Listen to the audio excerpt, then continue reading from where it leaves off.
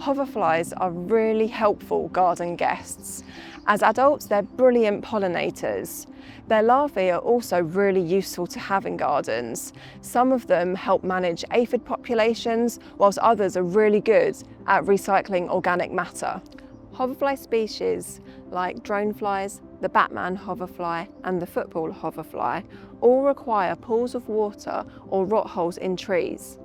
This is because their larvae are aquatic.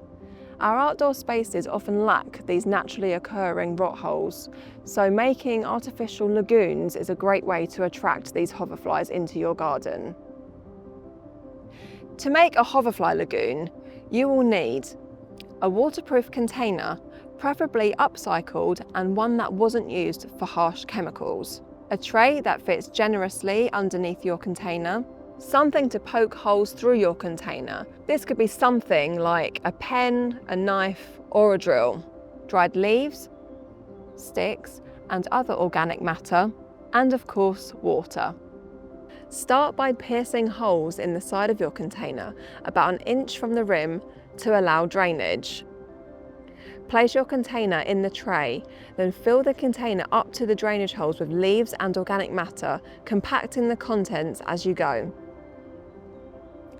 Add a few sticks and push them down so they touch the bottom of the container but still poke out above the top.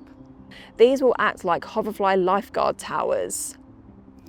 Pop it in a quiet spot in partial or complete shade, ideally under a tree or a bush. Add water to the container, filling it up to the drainage holes.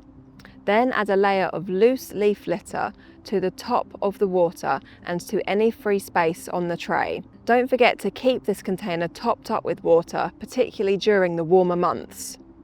And there you have it, a 5-star swamp for an often overlooked garden helper.